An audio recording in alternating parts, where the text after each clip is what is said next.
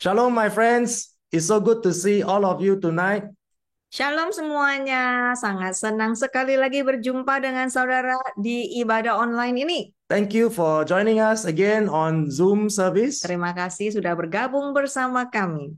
Tonight, we'll be reading and studying from the first book of John, chapter 2. Malam hari ini kita akan pelajari 1 Yohanes pasal 2. In this chapter, the apostle will teach all Christians that we should not violate God's law. Pasal 2 ini Rasul mengajarkan setiap Kristen tidak melanggar hukum Tuhan. Let us now begin with verse 1 and verse 2. Ayo sama-sama kita mulai di ayat 1 dan 2. My little children, believers, dear ones, I am writing you these things so that you will not sin and violate God's law.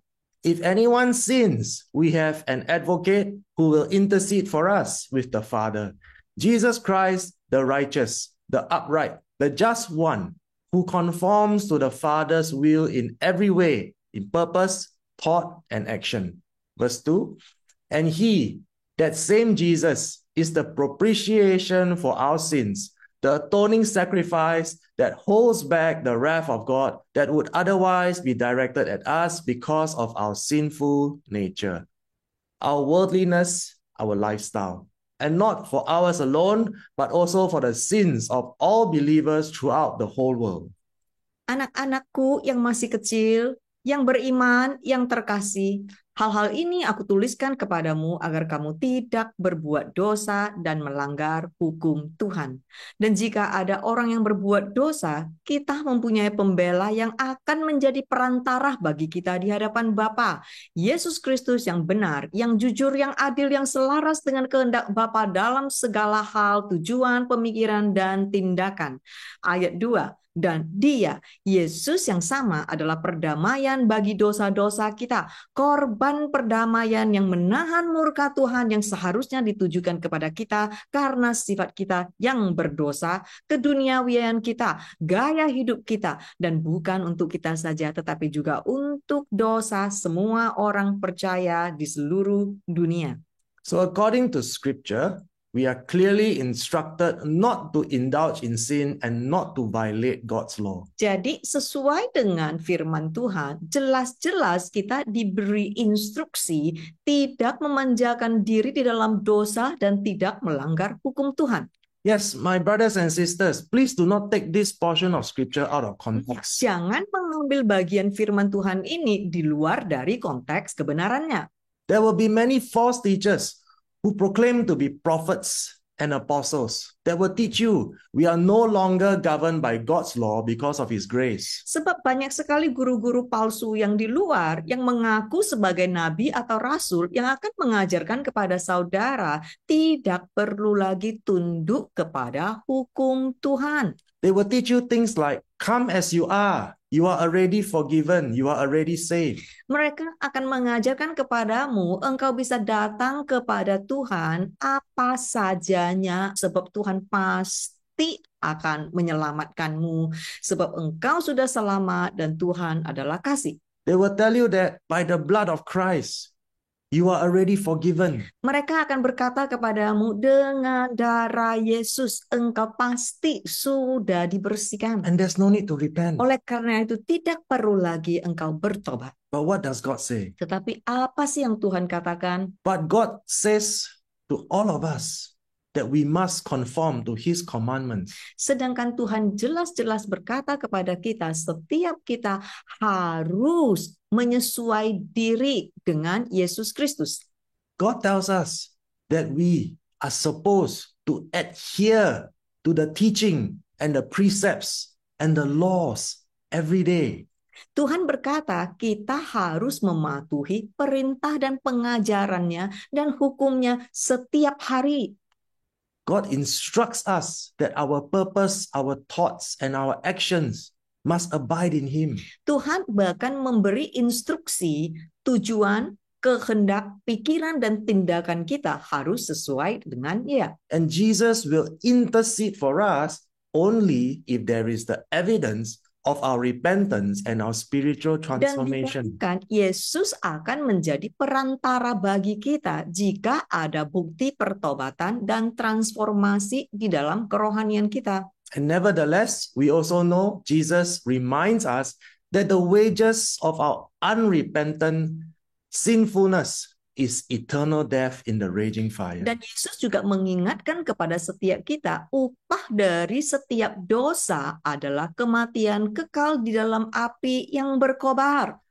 Many Christians are offended by this type of teaching, and they think it is too harsh and too condemning because they have no intention to repent. Banyak sekali Kristen mendengar pengajaran seperti ini, mereka akan marah dan menganggapnya begitu keras sebab mereka tidak punya niat untuk bertobat. But those who are genuine about repentance, when they listen to a message like this, they rejoice in their heart. Tetapi bagi orang yang memiliki niat untuk bertobat sewaktu mereka mendengar kebenaran ini, mereka akan bersuka cita dengan rasa syukur di dalam hati mereka. They will rejoice with gratitude because they know much is forgiven, and hence much should be their gratitude. Mereka akan dengan bersuka cita memiliki pikiran oleh karena mereka itu diampunin. Dan pengampunan ini membuat mereka sangatlah bersuka cita. It is by the love of God and the Holy Spirit that convicts them not to continue to betray Jesus, indulging in their sinful Kasih practices. Tuhan telah meyakinkan mereka lewat Roh Kudus agar mereka tidak lagi mengkhianati Yesus. And so from scripture, we learn to be remorseful, not to be condemned. Jadi dari ayat ini sebetulnya kita diajari untuk menyesali dosa kita ya, agar kita punya niat untuk bertobat daripada selalu merasa tertuduh terus. How many of us Christians actually purpose in our heart to conform to the Father's will in every way, meaning in our thought, in our purpose, and in our action? Nah, seberapa banyak di antara kita orang Kristen yang benar-benar mengambil tekad di hati kita, apapun yang kita lakukan, kita mau menyesuaikan diri dengan kehendak Bapa, walau itu baik dalam tujuan atau pemikiran kita. How many of us are convicted by the Holy Spirit to allow the Word of God to effectively shape and mold our character? Seberapa banyak di antara kita yang diinsyafkan agar apapun yang kita lakukan, kita tulus mau menyesuaikan diri dengan aturan Tuhan. Do we allow God and the Holy Spirit to have His way in us so that we can genuinely conform our purpose and our thoughts and our actions to adhere according to His written precepts and commands? Apakah kita itu dengan tulus mau mematuhi sesuai dengan ajaran dan perintah Tuhan? Meaning to say, to conform to Christ is the definition of remaining in Him and remaining in His law. Sesuai dengan karakter Kristus artinya tinggal di dalam Dia. Let us now move to Hebrews 10:26 to 31. Dear friends, if we deliberately continue sinning after we have received knowledge of the truth, there is no longer any sacrifice that will cover these sins. There is only the terrible expectation of God's judgment and the raging fire that will consume His enemies. For anyone who refused to obey the law of Moses was put to death without mercy on the testimony of 2 or 3 witnesses. Verse 29, just think how much worse the punishment will be for those who have trampled on the Son of God and have treated the blood of the covenant which made us holy as if it were common and unholy, and have insulted and disdained the Holy Spirit who brings God's mercy to us. Verse 30, for we know the one who said, I will take revenge, I will pay them back. He also said, the Lord will judge His own people. It is a terrible thing to fall into the hands of the living God. So please, my friends, do not twist and reinvent God's grace to become cheap grace. Ibrani pasal 10 ayat 26 sampai 31. saudaraku yang terkasih, jika kita dengan sengaja terus berbuat dosa setelah kita memperoleh pengetahuan tentang kebenaran, maka tidak ada lagi korban yang dapat menutupi dosa-dosa itu. Yang ada hanyalah pengharapan yang mengerikan akan penghakiman Tuhan dan hukuman yang akan datang. Amukan api yang akan menghanguskan musuh-musuhnya. Siapapun yang tidak mau mentaati hukum Musa dihukum mati tanpa ampun berdasarkan keterangan 2 atau 3 orang saksi. Bayangkanlah betapa beratnya hukuman yang akan dijatuhkan kepada mereka yang menginjak-injak anak Tuhan, yang memperlakukan darah perjanjian yang menguduskan kita seolah-olah darah biasa dan tidak kudus, serta yang menghina dan meremehkan yang maha kudus, roh yang membawa kemurahan Tuhan kepada kita. Sebab kita tahu siapa yang berkata, aku akan membalas dendam, aku akan membayarnya kembali. Dia juga berkata, Tuhan akan menghakimi umatnya sendiri. Sungguh mengerikan jika jatuh ke tangan Tuhan yang hidup. Jadi mohon saudara, jangan lagi memelintir dan menciptakan versi kasih karunia Tuhan menjadi kasih karunia manusia yang murahan. Yes, my friends, please do not be deceived anymore. Do not keep thinking that you are under grace and you are not under law, and the laws that is written in the Bible does not apply to you. Iya, saudara, tolong jangan lagi selalu berkata, oh kita kan di bawah kasih karunia, kita kan tidak di bawah hukum, dan hukum Tuhan sudah tidak berlaku bagi aku. Now let us move on to 1 John chapter 2, verse 3 to verse 6. And this is how we know daily by experience that we have come to know him, to understand him and be more deeply acquainted with him. If we habitually keep focus on his precepts and obey his commandments and teachings. Verse 4, whoever says, I have come to know him, but does not habitually keep focus on his precepts and obey his commandments, his teachings, is a liar, and the truth of the divine word is not in him. Verse 5, but whoever habitually keeps his word and obeys his precepts and treasures his message in its entirety, in him the love of God has truly been perfected, it is completed, and has reached maturity. By this we know for certain that we are in him. Verse 6, whoever says he lives in Christ, that is, whoever says he has accepted him as God and Savior, ought as a moral obligation to walk and conduct himself just as he walked and conducted himself. 1 Yohanes pasal 2 ayat 3 sampai 6. Dan beginilah cara kita mengetahui setiap hari melalui pengalaman bahwa kita telah mengenal Dia untuk memahami Dia dan mengenal Dia lebih dalam.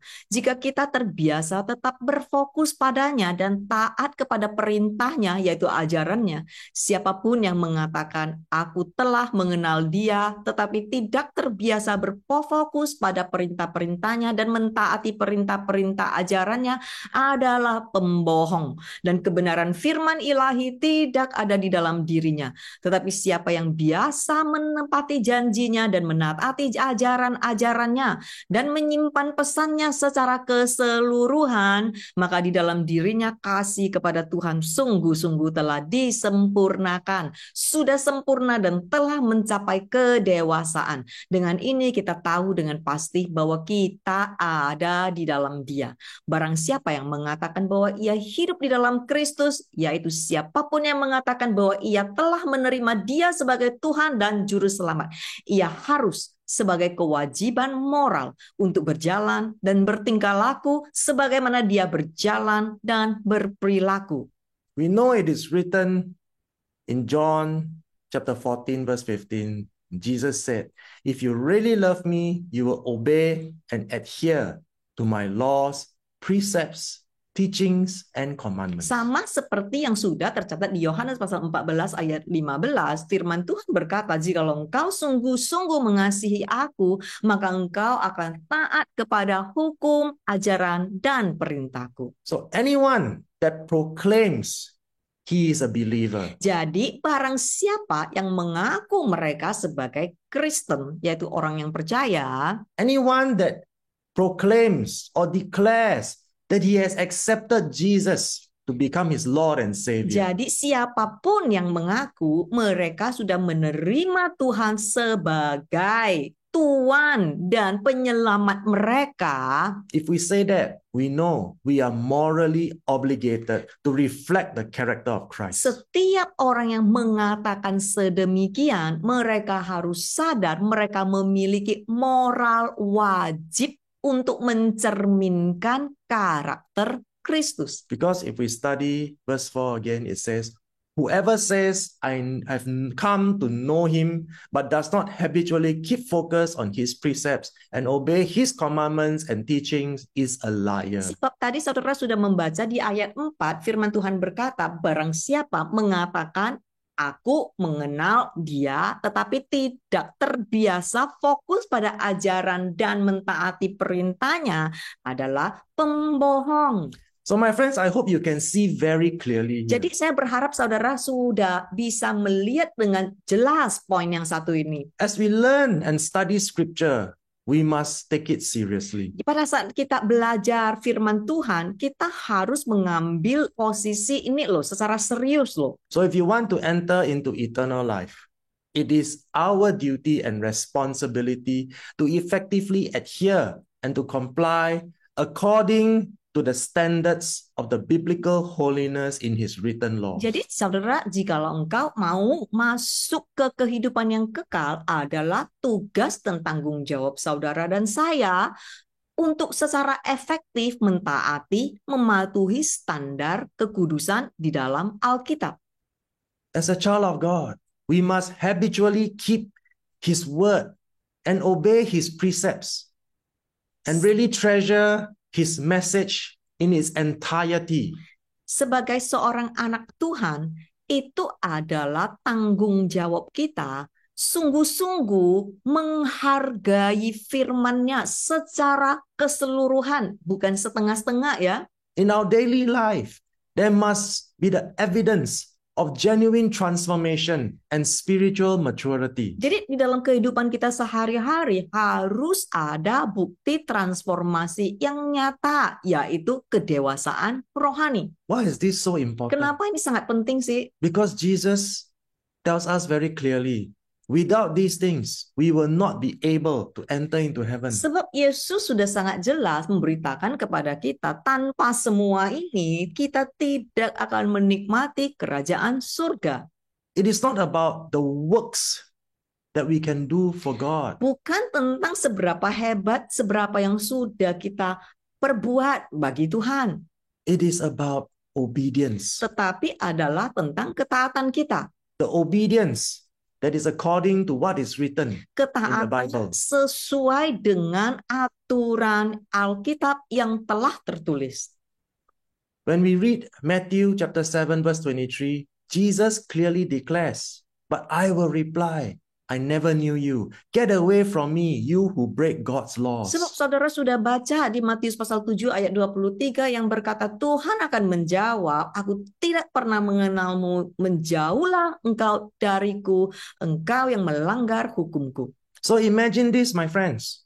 On Judgment Day, you say to Jesus, I'm under grace, I'm not under law. Bayangkan ya saudara, di hari penghakiman ini nanti gimana kalau saudara berkata, aku kan di bawah kasih karunia, aku kan tidak lagi di bawah hukum. What will happen to you on Judgment Day? Apa yang akan terjadi kepada dirimu di hari penghakiman? Jesus will tell you straight in your face, Yes. get away from me. Akan menjawabmu di depan wajahmu, enyahlah engkau dariku. Why? Kenapa? Because you break God's laws. Sebab kamu melanggar hukum Tuhan. Because you say, I'm not governed by God's Sebab laws. kau berkata, aku tidak lagi di bawah hukum Tuhan. Imagine this, my friends. Bayangkanlah saudara, What will happen to you apa yang akan terjadi kepada dirimu? when Jesus say, get away from me? Sebab Yesus berkata, enyahlah engkau dariku. So please take this very seriously.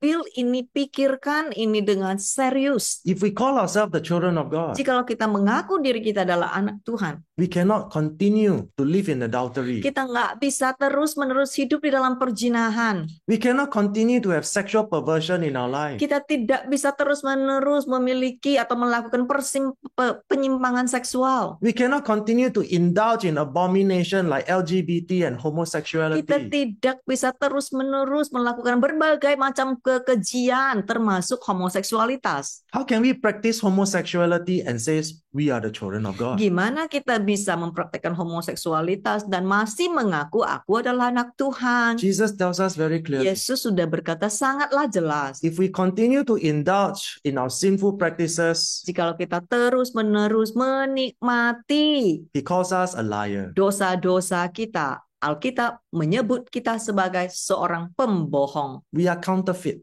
Artinya palsu. And all liars will never enter into heaven. Dan semua pembohong tidak akan pernah masuk ke dalam kerajaan surga. This is clearly written in Revelations Ada 21 verse 8. tertulis di Wahyu pasal 21 ayat 8. So regardless of our titles, Jadi nggak peduli saudara memiliki gelar apa, doesn't matter if you call yourself prophet, apostle, elder, deacon, bishop, or pastor. mau itu saudara memiliki gelar nabi, rasul, panatua, pendeta, pengajar, tidak peduli jabatan kita. It doesn't matter what is your social status. Tidak juga peduli ini ya status saudara itu siapa. It doesn't matter what are your spiritual gifts. Itu juga tidak peduli mau seberapa hebat saudara diberi talenta-talenta di dalam kerohanian. Even if you can cast out demons Bahkan jikalau saudara bisa mengusir setan. and have mighty mega Dan ministry, bahkan jikalau saudara memiliki pelayanan yang besar. it doesn't really matter to God. Tidak peduli bagi Tuhan. On Judgment Day, the only thing that matters is, do you obey His command? Di hari penghakiman, satu-satunya yang terpenting adalah apakah engkau taat kepada perintah Tuhan. Some people may even think that they are spirit-filled and says that they are the servant of God. Ada yang berpikir mereka kan ini memiliki Roh Kudus, mereka dipenuhi oleh Roh Kudus dan mereka adalah hamba-hamba Tuhan. But Jesus says to them very clearly, I do not know you. Tetapi Yesus berkata kepada mereka, aku tidak pernah mengenal engkau. Get away from me. Enyahlah engkau di hadapanku. You belong to the devil. Engkau miliknya setan. Because the devil is the father of lies. Sebab setan adalah pembohong. So you see, for Christians who continue to indulge in sin, they have never belonged to God at all. Jadi Kristen yang selalu berbuat dosa, mereka tidak pernah menjadi miliknya Tuhan. They will never be acknowledged as children of God. Mereka tidak akan pernah diakui sebagai anak-anak Tuhan. Jesus won't acknowledge them. Yesus juga tidak akan mengakui mereka. That's why he says, get away from me. Oleh karena itu dia berkata, enyahlah engkau di hadapanku. Because they willfully rebel against his teaching. Sebab mereka dengan sengaja memberontak terhadap ajarannya. They reject his laws, they reject his precepts, and reject his commandments. Mereka menolak hukumnya, mereka menolak ajarannya, mereka menolak firman-Nya. So when you reject the word of God, you reject Christ. Jadi pada saat engkau menolak firman Tuhan, sama dengan engkau menolak Kristus. This is what the Bible classify as the Antichrist. Inilah yang diklasifikasikan sebagai antikristus. Many today call themselves Christians. Banyak sekali akhir-akhir ini menyebutkan diri sendiri sebagai Kristen. They call themselves born again, spirit-filled Christians. Mereka bahkan mengaku-ngaku mereka adalah Kristen yang sudah lahir baru dan diurapin oleh Roh Kudus.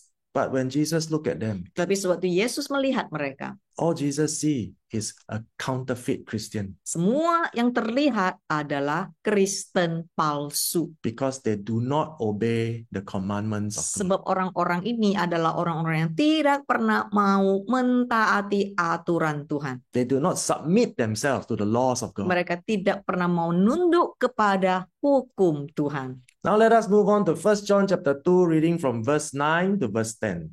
The one who says he is in the light, in consistent fellowship with Christ, and yet habitually hates or work against his brother in Christ is in the darkness until now. Verse 10, the one who loves and unselfishly seeks the best for his believing brother lives in the light, and in him there is no occasion for stumbling or offense. He does not hurt the cause of Christ or lead others to sin. 1 Yohanes pasal 2 ayat 9 sampai 10. Barang siapa mengaku berada dalam terang, dalam persekutuan yang tetap dengan Kristus, namun terbiasa membenci atau melawan saudaranya dalam Kristus, ia masih berada dalam kegelapan sampai sekarang. Orang yang mengasihi tanpa pamrih, mencari yang terbaik bagi saudaranya yang beriman, hidup dalam terang. Dan di dalam dirinya tidak ada kesempatan untuk tersandung atau tersinggung. Dia tidak merugikan tujuan Kristus atau membawa orang lain ke dalam dosa.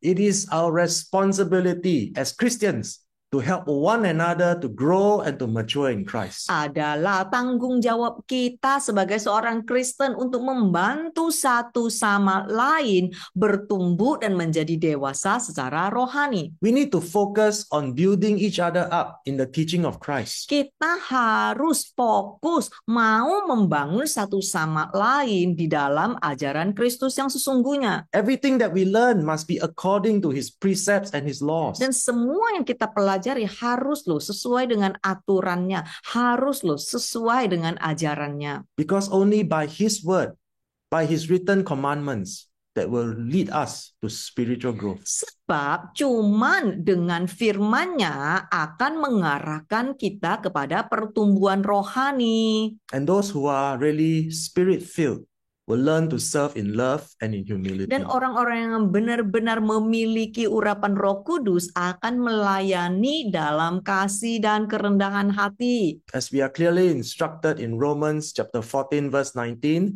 so let us then definitely aim for and eagerly pursue what makes for harmony and for mutual upbuilding, edification and development of one another. Sama seperti yang sudah tertulis di dalam Roma pasal 14 ayat 19, maka marilah kita dengan sungguh-sungguh mengupayakan dan dengan penuh semangat mengejar apa yang dapat menciptakan keharmonisan dan saling membangun dan mengembangkan satu sama lain. So remember, when you serve in ministry, serve in humility. Jadi ingat saudara, suatu engkau melayani di dalam pelayanan, layani dengan rendah hati. And learn to build each other up to spiritual maturity. Dan belajar membangun satu sama di dalam kedewasaan rohani. Let us now move on to 1 John chapter 2, reading from verse 15 to verse 17.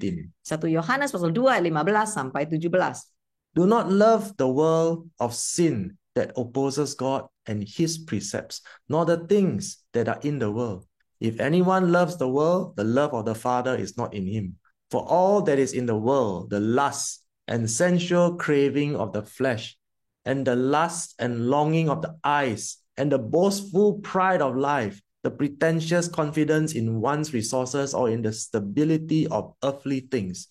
These do not come from the Father, but are from the world. The world is passing away, and with its lust, the shameful pursuits and ungodly longings. But the one who does the will of God and carries out his purposes lives forever. 1 Yohanes pasal 2 ayat 15 sampai 17. Janganlah kamu mencintai dunia yang berdosa, yang bertentangan dengan Tuhan dan ajarannya, maupun apa yang ada di dunia. Barang siapa mengasihi dunia, maka kasih akan Bapa tidak ada di dalam dia. Sebab semua yang ada di dunia ini, yaitu nafsu dan keinginan daging, nafsu mata, serta keangkuhan hidup, kepercayaan yang berkelebihan terhadap sumber daya atau stabilitas harta benda duniawi tidak berasal dari Bapa, tetapi berasal dari dunia. Dunia ini sedang lenyap berserta nafsu-nafsunya, pengejaran yang memalukan dan keinginan yang tidak saleh. Tetapi orang yang melakukan kehendak Tuhan dan melaksanakan tujuannya akan hidup selamanya. So my friends, do not be deceived anymore. Jadi saudara jangan lagi tertipu. Jesus never teach us to pursue the word of faith, prosperity gospel. Yesus tidak pernah mengajarkan kita mengejar teologia kemakmuran. So do not be deceived anymore. Jangan lagi tertipu, Prosperity gospel will lead you astray. sebab teologia kemakmuran akan menyesatkanmu. There's no need for us to pursue the things of the world because it is idolatry. Tidak perlu kita terus mengejar hal-hal yang ada di dunia, sebab itu adalah penyembahan berhala. It causes us to stray further and further away from Dan God. itu akan membuat kita semakin menjauh dan menjauh dari Tuhan. And according to this portion of scripture, we are made aware by the evidence and the proof that is written. Jesus never instructed us to conquer the financial mountain, the media mountain, or the government mountain. Dan dari sini sudah terbukti, kita harus disadarkan Yesus tidak pernah memerintahkan kita untuk menaklukkan gunung keuangan, gunung media, ataupun gunung pemerintahan. So we all have to make a decisive decision. Jadi tinggal saudara dan saya mengambil keputusan tegas. Do you want to listen to the error of man, Apakah saudara mau mendengar selalu kesalahan manusia? or do you want to obey the truth that is written according to the word of God? Atau saudara mau mendengarkan kebenaran yang tercatat di firman Tuhan? Again, as a reminder, in Colossians chapter 3, verse 2, the Bible tells us, set your mind and keep focus habitually on the things above, the heavenly things, not on things that are on the earth, which have only temporal value. Kolose pasal 3 ayat 2 mengingatkan kita, tetapkan pikiran dan biasakan fokus pada hal-hal yang di atas, hal-hal surgawi, bukan pada hal-hal yang ada di bumi yang hanya bernilai sementara. And again, in James chapter 4, verse 4, the Bible tells us, you adulteresses, disloyal sinners, flirting with the world and breaking your vow to God. Do you not know that being the world's friend, that is loving the things of the world, is being God's enemy? So whoever chooses to be a friend of the world makes himself an enemy of God. Yakobus pasal 4 ayat 4 firman Tuhan berkata, hai kamu para penjina, orang-orang yang berdosa yang tidak setia, yang rayu-rayuan dengan dunia dan melanggar najar kepada Tuhan. Tidak tahukah kamu bahwa bersahabat dengan dunia, yaitu mengasihi perkara-perkara dunia, berarti menjadi musuh Tuhan? Jadi siapapun yang memilih untuk menjadi sahabat dunia, menjadikan dirinya musuh Tuhan. So every time when we see those who are so greedy for money, when they practice the word of faith declaration for wealth and prosperity, they are actually practicing Christian Science and the New Age movement.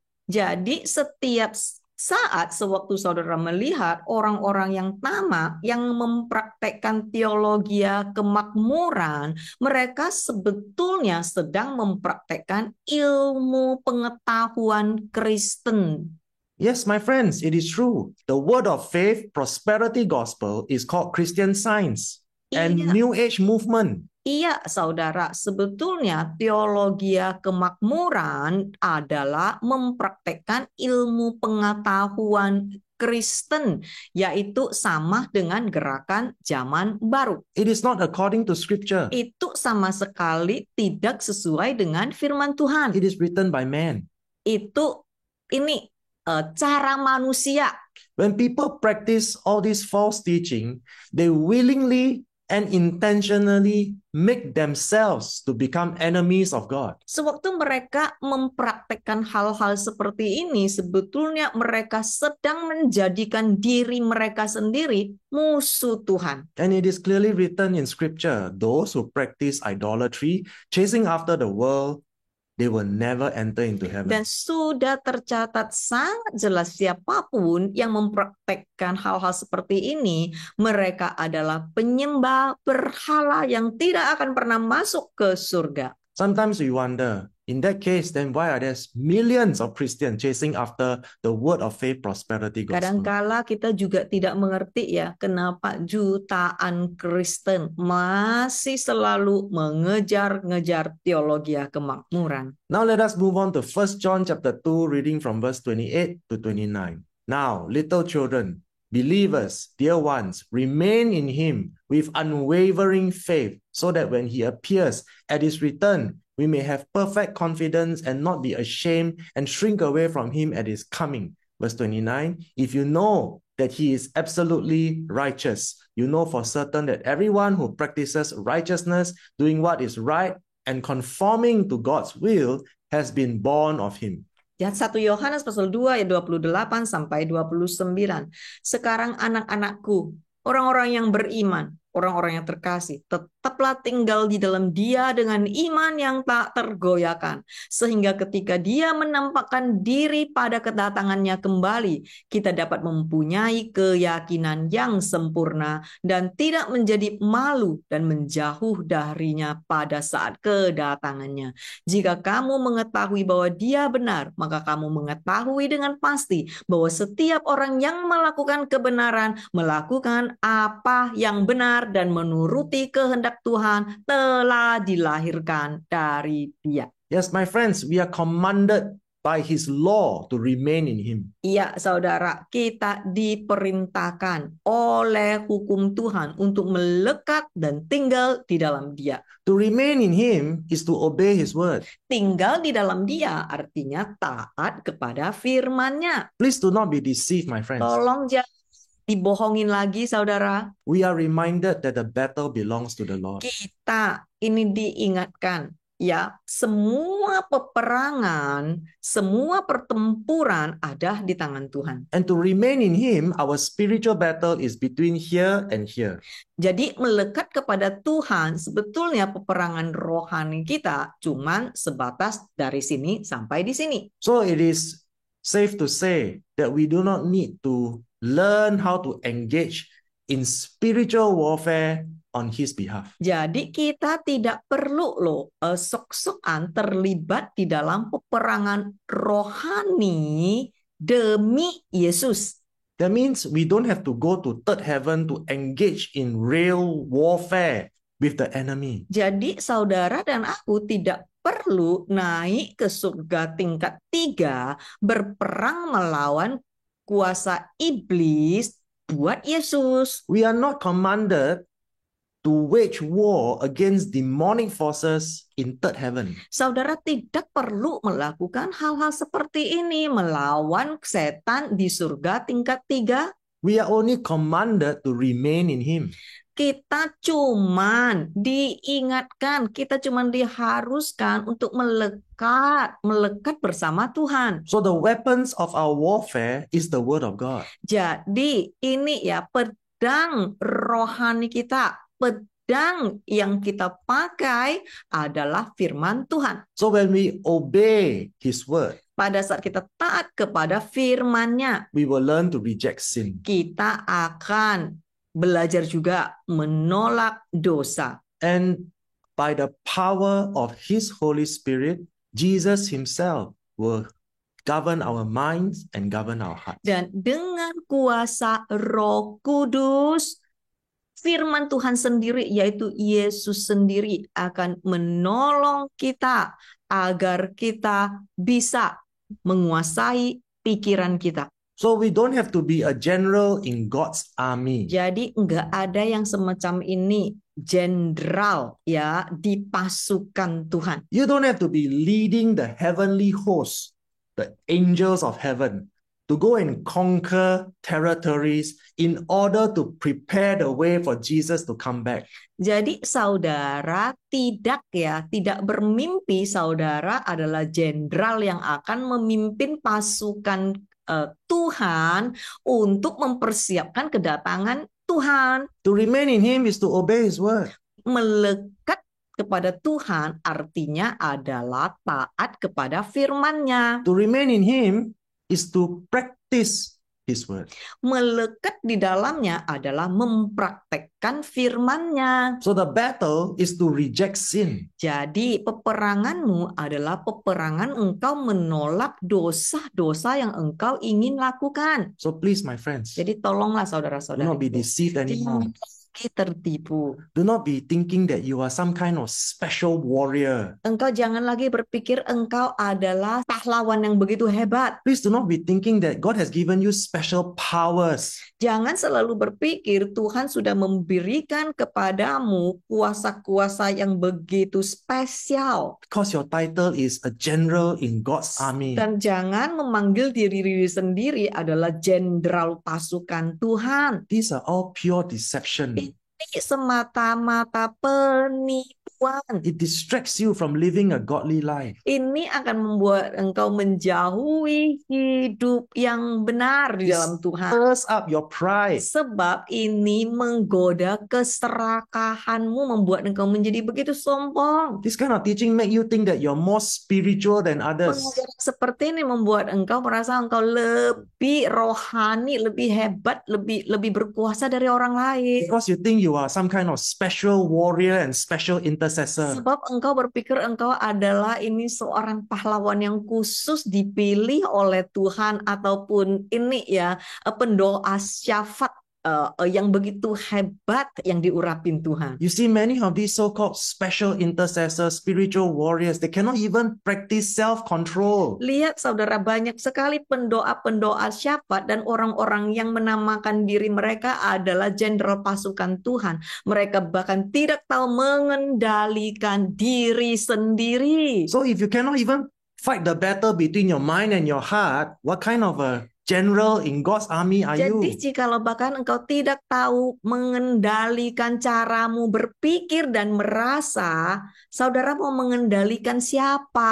So the spiritual battle is not to fight against the demonic forces in third heaven. Jadi dengar baik-baik saudara, peperangan rohani bukan tentang engkau pergi perang melawan kuasa gelap di surga tingkat 3, bukan. The battle is for you to fight against your evil desires in your heart and in your mind. Peperangan rohani ini adalah agar engkau sendiri memerangi sifat-sifat tabiat dosamu, caramu berpikir dan caramu merasa. And the objective of the battle is to make sure you kill your flesh. Dan tujuan dari peperangan ini adalah untuk memastikan engkau matikan kedaginganmu. So that you will continue to live in spiritual maturity. Agar engkau terus-menerus hidup secara dewasa di dalam rohanimu. Walking in the spirit and no longer in your carnal flesh. Berjalan dipimpin oleh roh, tidak lagi di dalam kedagingan. So my dear brothers and sisters, Saudara-saudariku yang terkasih,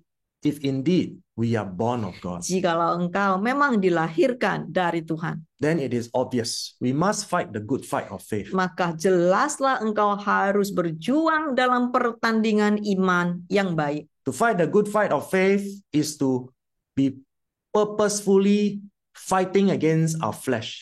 Itu sama dengan saudara terus-menerus bertanding melawan kedaginganmu. We must purposefully practice righteousness. Kita harus dengan sengaja mau melakukan kebenaran. Doing what is right and conforming to God's will. Melakukan apa yang benar, melakukan apa yang cuman menuruti kehendak Tuhan. So what is right and what is God's will? Apa sih yang benar? Apa sih kehendak Tuhan? This is the will of God. Inilah kehendak Tuhan. That we keep ourselves uncontaminated and spotless by obeying and practicing His word. Agar kita menjaga diri kita sendiri, agar kita tidak tercemar dan tidak ternoda dan mentaati firman Tuhan. So my friends, the only thing that we must do now Jadi is to saudara, obey satu-satunya yang perlu kita lakukan adalah taat and practice the word of God. dan mempraktekkan firman Tuhan. If you want to know how to enter into heaven, Jikalau engkau sungguh-sungguh mau tahu gimana aku bisa masuk ke hidup yang kekal, the reminder again is in Matthew 19 verse 17. diingatkan sekali lagi di Matius pasal 19 ayat 17. If you want to enter into eternal life, Jikalau engkau mau masuk ke kehidupan kekal, keep my commandments. teruslah menjaga perintah-perintahku. Shall we pray? Ayo sama-sama kita berdoa. Father, we thank you for a wonderful time of your teaching. Terima kasih Tuhan atas pengajaran dari-Mu.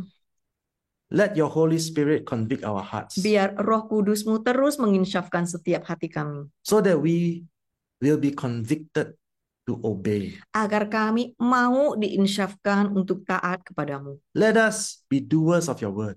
Izinkan biar kami menjadi pelaku firman-Mu. Empower us to stop sinning. Mampukan agar kami berhenti melakukan kesalahan. Help us to triumph and to prevail over the temptations in our lives. Agar kami menang atas semua godaan-godaan kehidupan ini.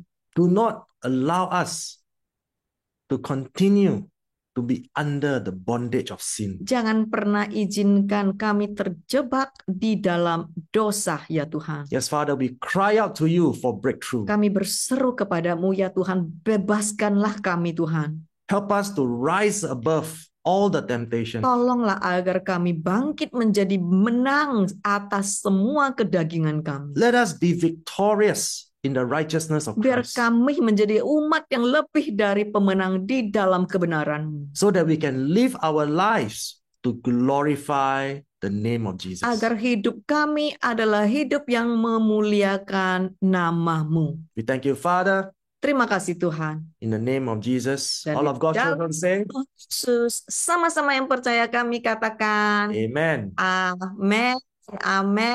Dan sebentar lagi kita akan berfellowship ya. In a while's time we will fellowship. Tetapi sekarang kita akan tutup dalam doa terlebih dahulu ya. But now we will close in prayer, and can I invite our Elder Henry to close us in prayer and give us benediction.